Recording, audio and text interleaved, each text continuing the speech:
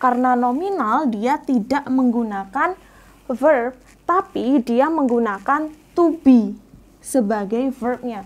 Jadi rumusnya ya, ini rumus paten saya kasih tahu, subjek diikuti dengan to be plus. Jangan lupa di like, comment, dan subscribe, dan klik tombol lonceng di sini. Belajar bahasa Inggris hanya di LC. LC makes everyone speak. Hai LCers, welcome back to our channel Kampung Inggris LC with me, Miss Ervi. Hari ini kita akan belajar bahasa Inggris lagi nih. Dan buat kalian para pembelajar bahasa Inggris pemula, aku akan memberitahu kalian belajar bahasa Inggris itu mulainya dari mana. Apa aja sih yang kita harus pahami sebagai pembelajar bahasa Inggris pemula. Nah, salah satu hal yang penting untuk kalian pahami sebelum mempelajari tenses dan semacamnya, yakni kalian harus bisa membedakan kalimat di dalam bahasa Inggris. Jadi, di dalam bahasa Inggris itu ada yang disebut dengan kalimat verbal dan kalimat nominal. Apa bedanya? Oke. Langsung aja, ini dia videonya. Oke, langsung aja ya, kita masuk ke perbedaannya. Yang pertama, kalimat verbal. Kalimat verbal, dia berasal dari kata verb. Gitu aja cara mudah menghafalnya, verbal, verb ya. Jadi, kalimat yang menggunakan kata kerja atau verb. Oke, sesuai dengan namanya, verbal. Contohnya, I read a book. Verb itu adalah kata kerja apa yang dilakukan oleh subjek, oleh orangnya. Contohnya di sini dia membaca gitu. Contoh lain adalah I cook. Oke. Aku memasak. I cook fried rice. Contohnya seperti itu ya. Aku memasak nasi. Nah, ini disebut dengan verbal karena ada kata kerjanya. Contohnya lagi, jangan aku lagi ya. Kamu mencintaiku. Nah. Oke. You love me. Nah, di sini ada kata kerjanya, verbnya. Oke. You love me. I cook fried rice. Kemudian ada lagi I cry. Aku menangis. Nah, jadi itu ada kata kerjanya. Oke. Kemudian kalau untuk kalimat negatifnya, karena dia adalah verbal, maka dia menggunakan don't. Kenapa menggunakan don't? Karena subjeknya adalah I. Buat kalian yang masih bingung perbedaan kenapa kok pakai don't? Nah, link ini akan menjawab pertanyaan kalian karena di sini sudah dijelaskan perbedaannya. Oke? Simple present. Oke, tonton di sini dulu. Oke, kemudian kalau kalimat tanya, do-nya ditaruh di awal kalimat. Do I read a book? Gitu. Oke. Next kita move ke kalimat nominal. Nominal itu dari kata noun, gitu aja cara mudah menghafalnya. Jadi dia lawan dari verbal, karena nominal dia tidak menggunakan verb, tapi dia menggunakan to be sebagai verbnya. Jadi rumusnya ya, ini rumus paten saya kasih tahu, subjek diikuti dengan to be plus ana, adjective, noun, dan adverb. Oke. Oke, gitu ya. Jadi kalau disingkat ana gitu aja. To be-nya di sini, oke. To be-nya di sini dia adalah is, am, are, was, were. Nah, seperti itu ya, to be. Contohnya seperti ini. I am from Indonesia. Aku dari Indonesia.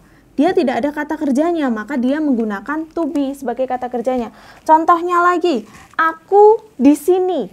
Aku di sini. Bahasa Inggrisnya aku adalah I. Di sini bahasa Inggrisnya adalah here, tapi kita tidak boleh langsung menuliskan I here, harus ada to be-nya. Karena subjeknya I, maka to be-nya adalah am, gitu. Sekali lagi ini videonya bagi kalian yang masih bingung perbedaan is, am, dan are. Oke, ini videonya.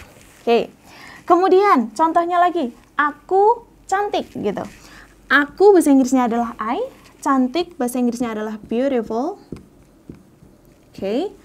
Kemudian, kita tidak boleh mengatakan I beautiful, tapi kita harus menggunakan I am beautiful. Ingat, subject to be plus adjective. Ini adalah keterangan atau adverb, ini adalah adjective.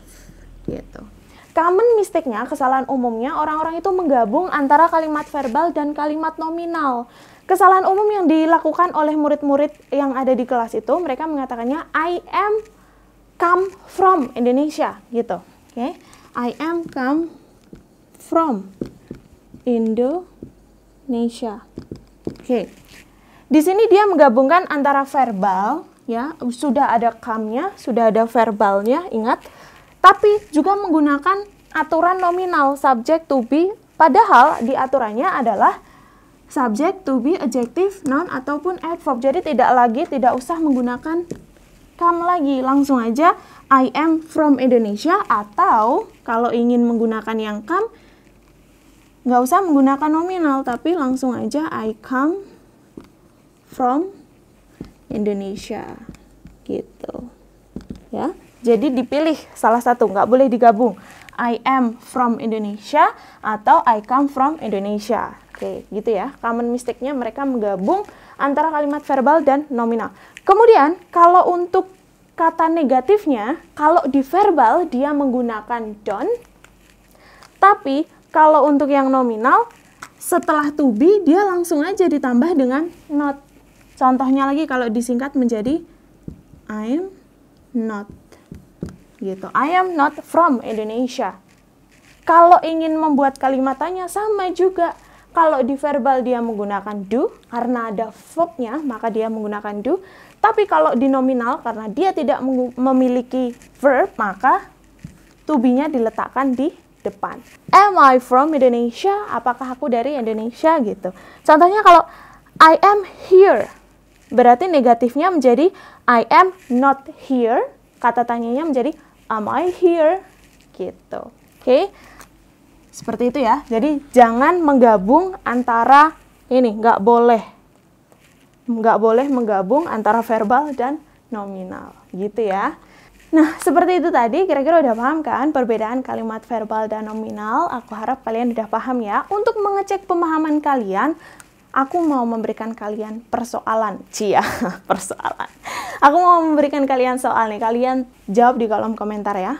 Untuk mengecek pemahaman kalian ya, mengenai materi yang sudah kita pelajari, coba kalian translate kalimat ini. Aku belajar bahasa Inggris di LC Language Center. Translate kalimatnya, dan tulis dia kira-kira kalimat verbal atau kalimat nominal ya. Aku mau ngecek pemahaman kalian, oke? Aku tahu kalian pasti bisa, oke? Ya, nanti aku cek. See you in the next video. Terima kasih udah menyaksikan video ini. Jangan lupa buat subscribe biar kita makin semangat buat video-video selanjutnya. Plus jangan lupa buat share video ini biar makin banyak yang bisa bahasa Inggrisnya. See you in the next video. Mau belajar bahasa Inggris hanya di LC Language Center. Bye-bye.